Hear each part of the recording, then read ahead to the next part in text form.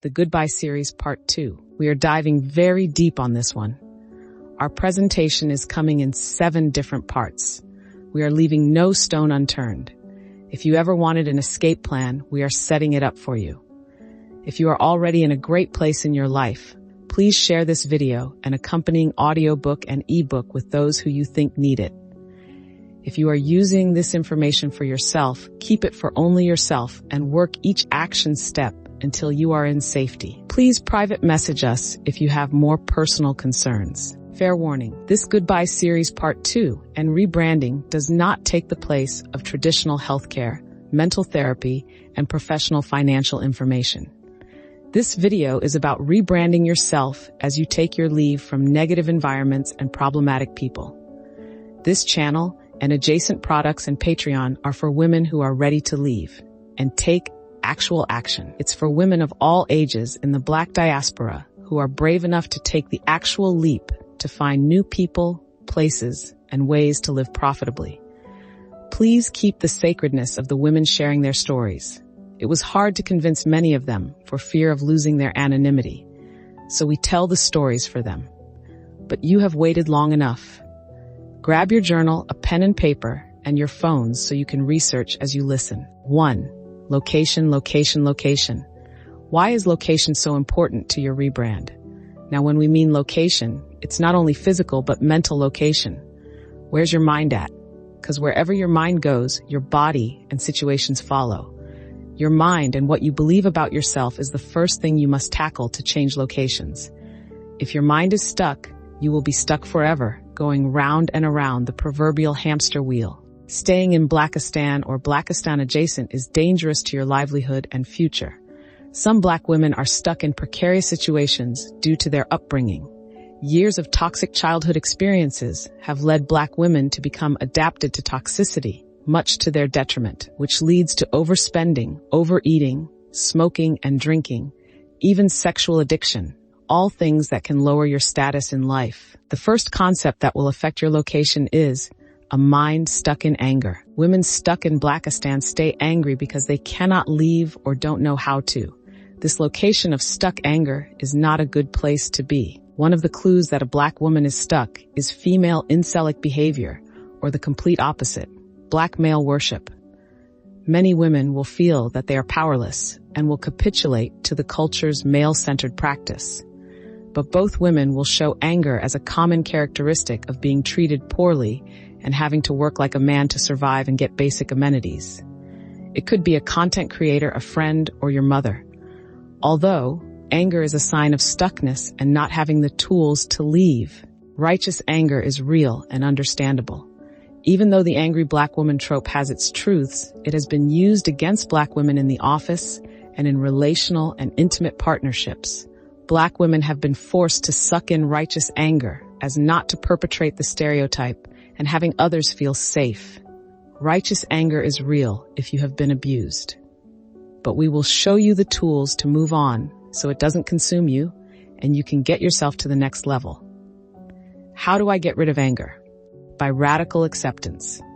Check out our video, Climbing the Totem Pole Part 2, Radical Acceptance. Once you accept your life, the culture you are in, and your past, you can move on. Make a list of the things you cannot control in your life, the negative culture, the mindset of the people around you, your past mistakes, your family, your generational curses, etc. Then make a list of what you can control. Your mental health, your physical well-being and safety, and what you can do in the future to better your life. Daily dwell on what you can control and watch yourself when you start dwelling on the negative things you cannot control. Avoid any triggers that force you to dwell on the negative. Check out our video, Get Out Tips to Leave. This is the location your mind has to be in to get out. Practice this daily. Even if you are still in that negative environment, you are going to leave soon, so you can't take anger with you. Dwell on what you can change and change it. Get out of the food deserts. Get to exercising, practice meditation and mindfulness. Follow our Body Reset and Patreon. You can do all these for very little expense or free. We will give you links to the top meditation videos on YouTube in the description. The second concept that will affect your location is your finances. Get your mind right with your finances. You can't move physically or mentally if you're financially strapped. They all affect each other. If your mind is stuck on poverty, your bank will be empty, which will keep you in stress. Stress affects health. See the cycle? Financial constraints and financial abuse is another reason for being stuck in unsavory locations. Many times families set women up for failure through financial sabotage or horrible generational habits that leave offspring in poverty. One of our entry stories is of a young woman we will call JB. She was an RN at a very prominent NYC hospital, and due to her impeccable physical presentation and work ethic, she attracted the right friend group and the attention of a prominent single doctor. However, JB held a secret. Due to financial mistakes and overspending, she had luxurious material things but lived paycheck to paycheck. JB never prioritized wealth building. She had to live in the worst part of town to get her money right. But she could never catch up. At the end of every month, she was always left in the red. Going to fellow nurses' homes, she says, always felt inadequate because they all owned nice homes or upscale condos. JB's upbringing was one of always scrounging for money, and when her single mom happened to get a windfall, it was quickly spent within minutes. JB continued this reckless habit into her adult years and doesn't even have a retirement account or 6 months worth of savings. Being a nurse is her only saving grace. No one has ever been to JB's home, which makes her feel bad since she's always being invited to her colleagues' homes. So she really can't offer anything or share memories because she's in the wrong location. Even the handsome doctor had to drop her off at her best friend's house as a foil to seeing where she really lives. If the relationship gets stronger, she will have to tell the truth, but his possible reaction is what scares her. Remember, location is not only an indication of your finances, but of your mental state. Yes, there is inflation, and yes, rent and home prices are skyrocketing. But here at Transmuted Living, we are going to set you on the right course to accountability. We must forget what is not in our control and take responsibility for our budgeting, which is in our control. If you don't like where you are, you must leave. Here are the facts. You need a 720 credit score or higher. And watch your FICO score, because banks look at that too. If you are looking to buy a home or rent to a new location, make sure hard credit inquiries are done within a week of each other, so your credit score doesn't dip too low. Banks will see all those closely dated credit inquiries as one inquiry, so don't space out credit checks. Try to talk to someone about your overspending. Try to get employment that offers medical insurance or get on Medicaid if you are in between employment or freelancing. Check your state's income requirements for Medicaid. Then get a full head-to-toe checkup. Watch your stress as you decide to move. Research each new location you could possibly move to. Check the demographics. The religion of that region will tell you what type of mindset you're dealing with and the economic stats of the area. Open a Roth IRA where you will build wealth and then a separate saving account for fast liquid cash retrieval. Save 6 months to a year's worth of living just in case something crazy happens. Again, pandemic-proof your life. Find online side hustles that you can do and not have to be physically there in person. Always have this side hustle live way below your means. No extras. Nothing that depreciates in value as soon as you take it home. If you can't purchase, rent. Actually, renting is better if you know that you're moving up in stages. So if you are in the so-called ghetto, but that next apartment is ghetto adjacent, make no friends in ghetto or ghetto adjacent apartment. Keep your head down and invisible. Your goals and dreams are not for this crowd. Get a weapon. Just rent, then work your way up slowly, saving your money along the way until you can get a down payment on the actual neighborhood you really want. Use your jobs as propellers. Don't get fixated on it. You just need the medical insurance, savings account, and Roth IRA. Take from your savings and create an LLC when you can. There are online companies like Taylor Brands and Zen Business that will put together an LLC for you. Do not open a S or C Corp until the LLC blossoms. Corporations are costly to manage. When you buy that house, you will make the LLC own it. Yahoo Finance states, you don't own the property, the company does. This can afford you all sorts of protections and opportunities that are unavailable to those who use another method of holding the title to residential or commercial property. Just beware of transferring your mortgage to a already existing LLC. You may have to refinance, which is fine, but just be aware. Get a physical side hustle. You can do hair, do it. You can paint, do that. You can sew, do that. Every ounce of that money from the hustle should go to the savings account, at least 30%, and the rest put back into making the hustle a business. Everyone has a talent. We don't care if it's underwater basket weaving. Use it to propel you and get out of the rat race. Recap, you need to 1. Radically accept your mental issues, generational trauma, and generational curses. 2. Get rid of anger. 3. Get an online hustle. 4. Get a physical hustle. And 5. An LLC when you get the money. 6. Have 6 months to 1 year of survival money is SHTF. Resolve your mental issues and generational drama you have with money. 7. Research new locations. Travel to those new locations if you can and see how the people live. With the exception of number 1 and 2, these other steps can all be done in any particular order. Remember, our mothers' were the first people here. It's time to take your world back in your lifetime. Let's go. Welcome to today's podcast. Thanks for being here with me again. Today I'm going to be speaking about 5 dream killers. These have been kind of my go-to dream killers, I think, throughout my life, and very common in other people's lives. These common self-sabotaging ways that we weaken, disable, and even destroy our own dreams. And I've looked back over my life and thought, well, these are the most common 5 for me, so I hope they will make sense to you as I talk to you about them in today's show. Wherever you are, let me know where you are listening or watching from. Make a comment, tag me in, please. I'd love to know where you are from and where this podcast is reaching. If you don't subscribe, hit subscribe and get involved in the podcast on a regular basis. Appreciate you all being here. Enjoy 5 dream killers to watch out for. Thank you. Okay, these have tracked with me through my life, and so you'll have your own. Some of these may be yours, some others you could add, but I think it's probably good thing for me to chip these into your journey, because we have this amazing tendency, don't we, as humans, to self-sabotage. It's my dream, I'll sabotage it if I want to, and that's what we do in our lives and to each other's dreams. And so I thought it'd be good for us to take a little bit of time and share with you some of my dream killers, and for you to keep an eye on these in your life, on your journey, in the years ahead. Hope you've got great dreams. That's a good thing, but they're easier to kill than they are to dream. So I want to give you a little bit of heads up and prep and warning about any of these that may be in your life.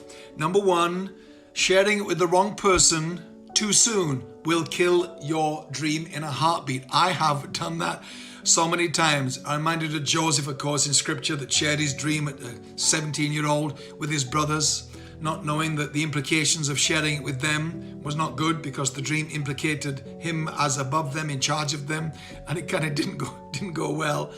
So I think I want to encourage you guys to be careful, to keep your dream a secret until it's less fragile, until it's beyond the first draft, until it is less brittle and you are less sensitive about people's response to it. Because when you share your dream at the beginning, we're really looking for validation, aren't we? And agreement and approval and high fives and encouragement and support. And if we share our dream too early and we don't get that, the negative response doesn't validate us, doesn't strengthen us, doesn't support us. And we then start to question the dream, and the dream was great. So to share your dream too early with the wrong people makes you question the dream. And the dream never lives. And this is why so many entrepreneurial ventures never last beyond the first few years, because I think we did a version of this with our entrepreneurial ideas. These things were kind of strangled at birth and never got to breathe, because we shared them with the wrong people too soon. You know, I get that it's exciting.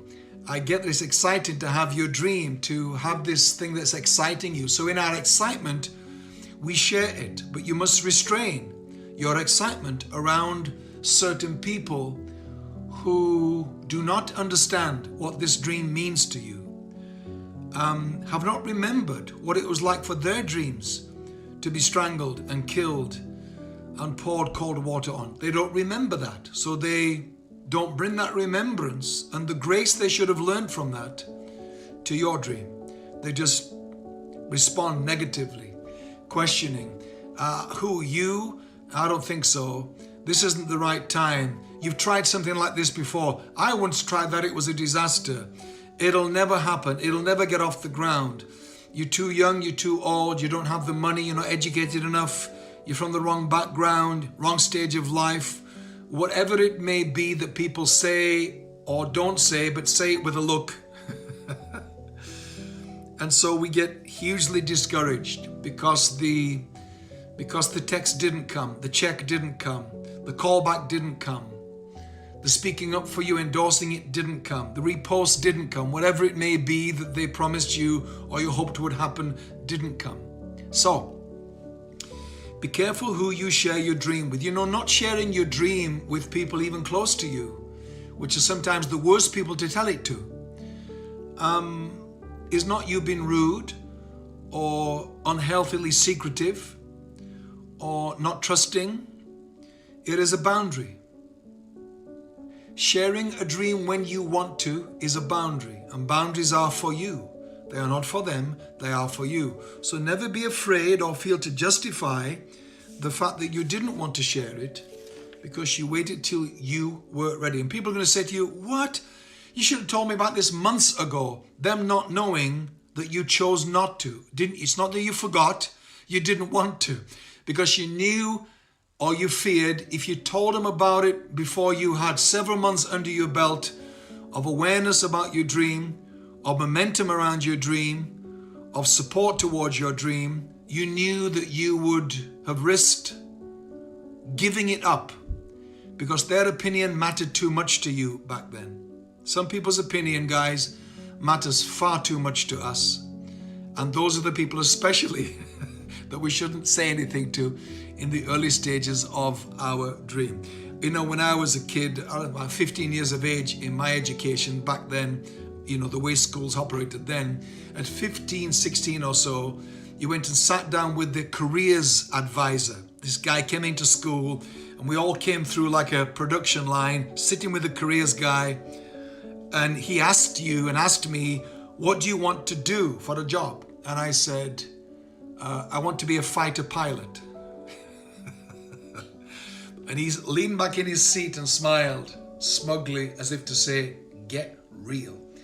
People at this level of education, which I went to in our country, don't have that as an option, is what his smile said to me. Then he leaned forward and said to me, what does your dad do?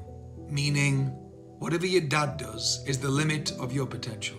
It was the day and age of apprenticeships, so the idea was, your dad should get you a job in what he does. And he said to me, what does your dad do? And I so inside resented his reply to my dream that I just trusted him with. Want to be a fighter pilot. Instead of saying, great, let me help you to do that. Here's what you need to do to get that job, kind of thing. He didn't say that. He smiled, dismissed it and said, what does your dad do? Boom. Brought me back down to earth with a huge reality check. He thought I needed, but I did not. I needed somebody to believe in me, believe in my dream. I hardly believed in it myself. He said, what does your dad do? And I said, my dad is a serial killer. I did. I said, my dad's a serial killer. It was my way of saying, to hell with you.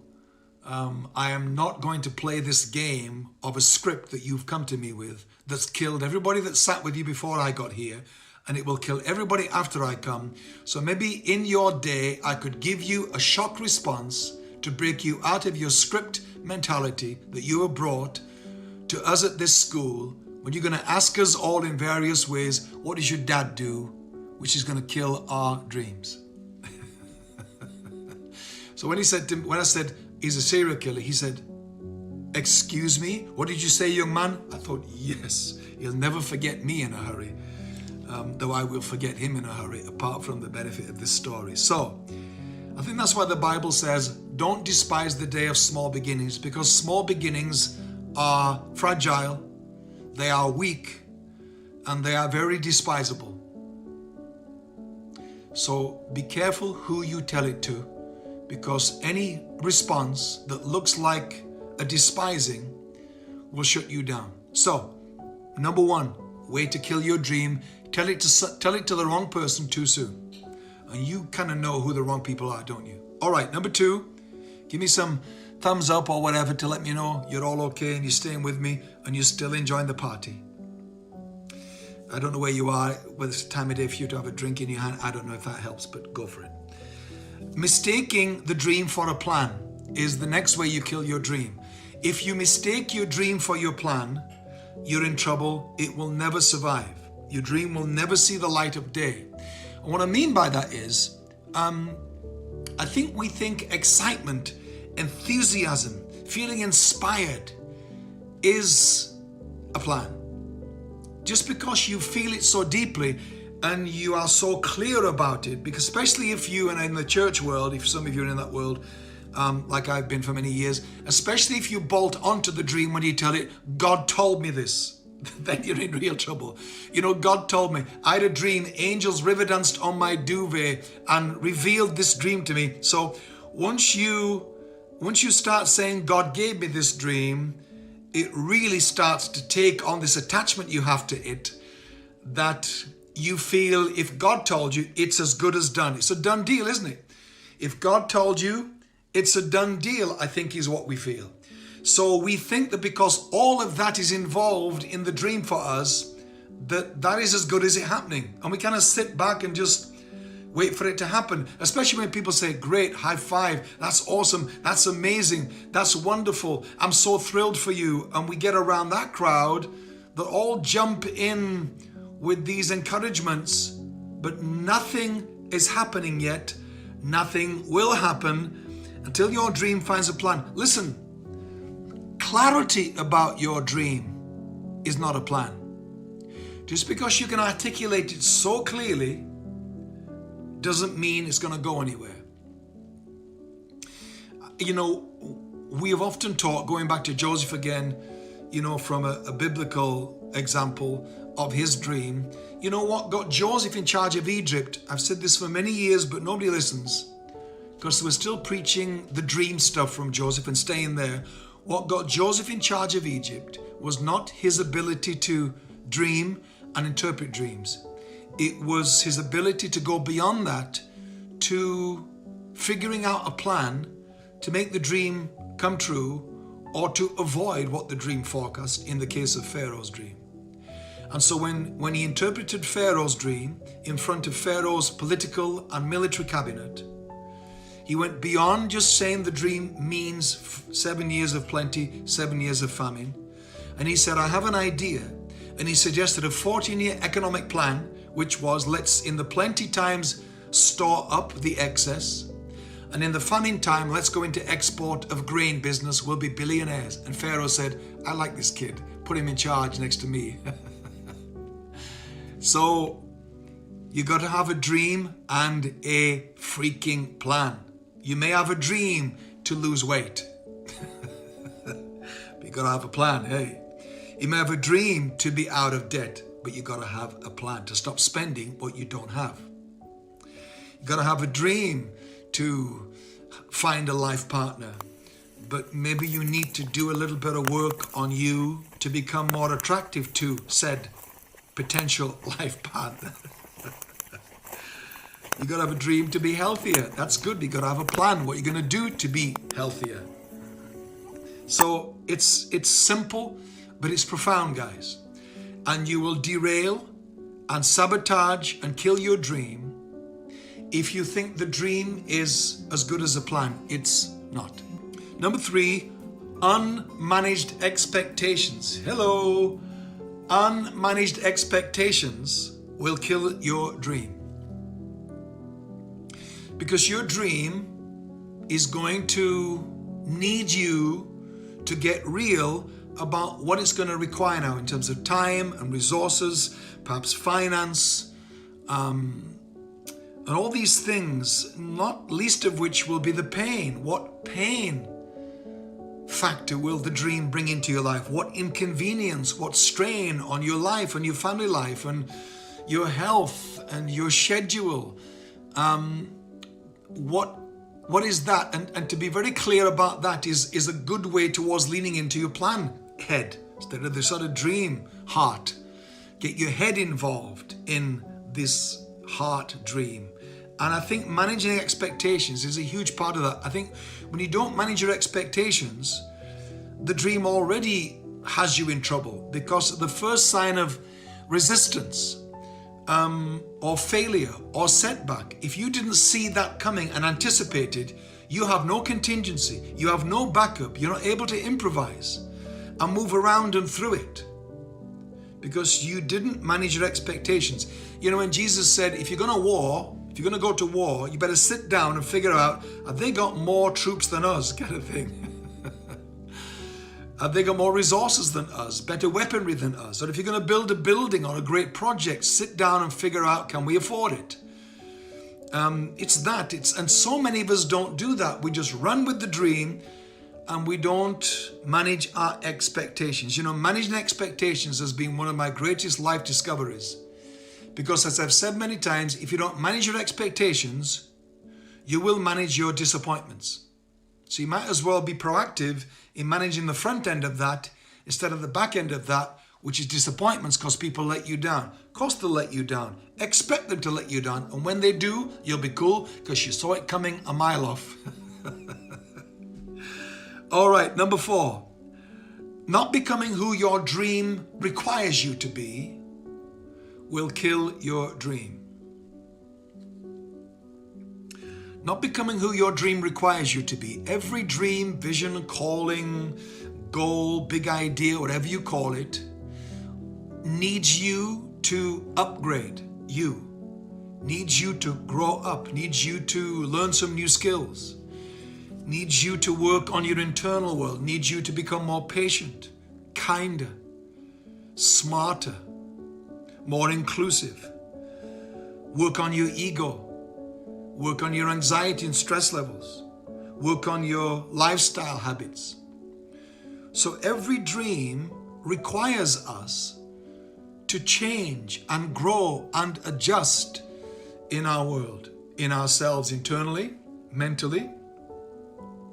Every dream will require you to adjust relationally. Some people can't be included in your dream. And you need to step away from certain relationships, certain energies these people bring to your life that you just can't afford the luxury of anymore once you step into getting serious about making your dream become a reality. So, not becoming who your dream needs you to be. So the dream is bigger than you. And if the dream is bigger than you, then your dream will intimidate you and it will taunt you and it will irritate and aggravate you because your dream is constantly ahead of and bigger than you. And what we have to do is we have to grow to the size our dream requires us to be. So the dream doesn't find us lacking on a certain day at a certain time when your dream really needs you to be fully present, in shape, ready, aware, have done all that work, and an opportunity comes, a phone call comes, a door opens, and you ain't ready. So the dream was where you wanted it to be, but you weren't where you should have been. So you have to say, what is this dream going to ask of me, and can I pay that price?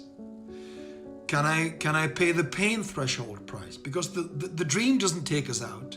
The vision, the goal doesn't take us out. It's the pain that comes with it that we didn't see coming and no one warned us about. So there's a lot of pain that we have to go through to become the best version of us for that dream to become a reality. So that's number 4. Not building strategic alliances is my 5th dream killer. Not building strategic alliances. You're going to need people and different people to pull off your dream, your big idea. And if you don't build those strategic alliances, then your dream will not come to pass. The very nature of many of our dreams requires help. And it's help we don't have and don't know where to get it from. But that help will find you if you give off the energy and give off the openness and humility that I need help. I've taught for many years, as some of you know, that your resources are in your relationships. That everything you need, someone's got. But if you don't know who the someone is, you'll go without it. So if you will build a relationship-rich life, you'll never be short of resources, because someone always has what you need, even if it's a phone number of someone that you could never access, that they wouldn't give you the time of day. They don't care about you, but they care about someone you know. And that someone you know puts a word in for you, opens a door for you, and there you go. You're to the next level of your dream, because the resource you didn't have, that was putting a ceiling on your dream, you now get access to, not because you had it or knew where to find it, but because you knew someone that knew what you didn't know, someone that had what you didn't have. So not building strategic alliances, not building relationships that are resource rich will also kill your dream. That's why I've taught this, many years now, from the, 2 Kings 4 in the Bible, the widow's oil, where she only had a bit of oil left and said to the prophet Elijah, she said to Elisha, I don't have enough. My son's going to be taken into, he's going to be taken in and sold. In those days, they didn't repossess the TV and the couch and the car. They took the kids, which on a bad day, some of you wouldn't mind. So they come in to take the children and sell them because she couldn't pay her debts. And Elisha said, what do you have in the house? And she said, a bit of oil. And he said, here's an idea. Here's what you should do. Go to your neighbors and ask, not for a few vessels, get as many as you can. When the oil starts flowing, it'll fill every vessel you can beg, steal, and borrow. In other words, her miracle was in her relationships. Because if she'd gone to neighbors' houses down the road asking for vessels and knocked at the door, and the first neighbor that saw her thought, I'm sorry, you have been a terrible neighbor. I don't like you. You've been awful to be around in this neighborhood. You've been one of these finger-wagging Christians that live around here. You've always disapproved of me and my lifestyle because I'm gay, or I'm Muslim, or I'm different politics to you, or I'm whatever you don't approve of. And if this person who was part of Elijah's school of prophets families had a bad reputation in the neighborhood, on the day they needed relationship collateral, they would have had none. So the miracle that day was not just in the supernatural oil that didn't run out, but it was very much governed by how many vessels she could find, which was very much determined by her relationships in the neighborhood. So her resources were in her relationships, and so are yours. All right. Those are my 5 dream killers. Hope that helps you, make sense to you guys. You'll have some of your own. Keep adding to the list. Keep an eye on them, because we want your dreams to come to pass. And so many don't, for no reason other than these things. There was nothing wrong with the dream. In fact, one of the biggest frustrations in life is seeing someone else pull off your idea. Someone else ran with your dream. You think, I was going to do that. Yeah, maybe because they saw these things, I didn't let them shut them.